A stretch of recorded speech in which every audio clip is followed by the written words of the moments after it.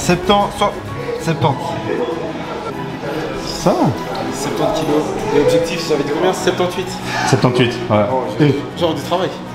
Faudra manger, hein. Ah ouais, ça va être Faudra manger. Côté. Allez, de dos. Où ça? Ok. Parfait. Côté. Il est juste là. Ok.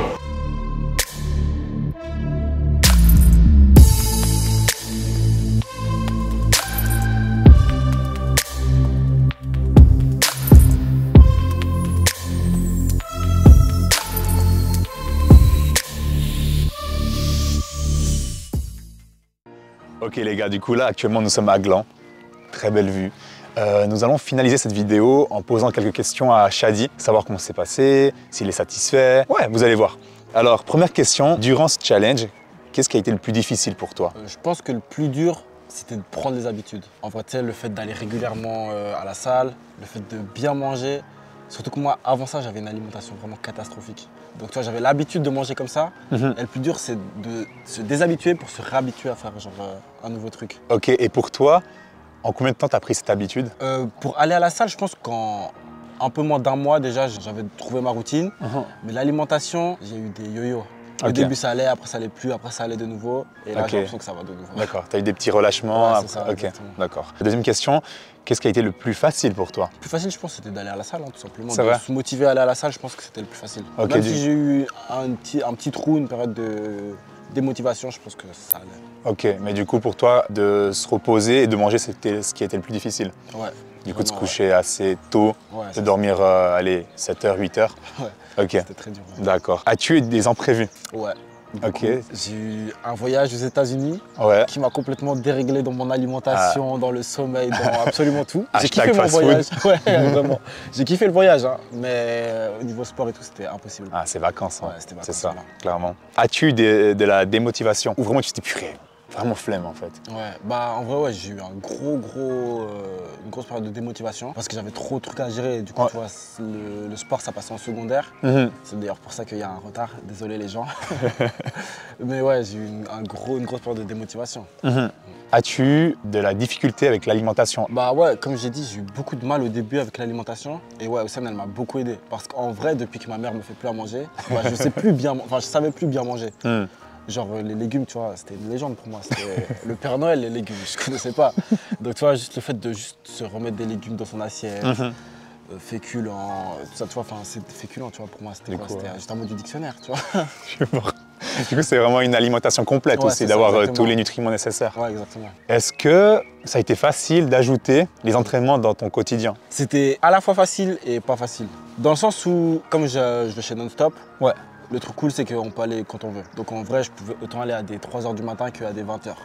Mais ce qui était dur, c'est que j'étais pas forcément régulier. C'est pas genre lundi j'y vais, mercredi j'y vais, vendredi j'y vais. C'est genre je vais peut-être lundi, mardi, mercredi, après je vais plus jusqu'à lundi d'après. Plus dans ce sens-là que c'était dur. Ouais, du coup, des fois tu bombardais un peu et après une petite pause. Ouais, ok. J'aimerais savoir quelque chose. Dis-moi tout. Quand j'ai fait ton programme, est-ce qu'il y a un entraînement que tu kiffes?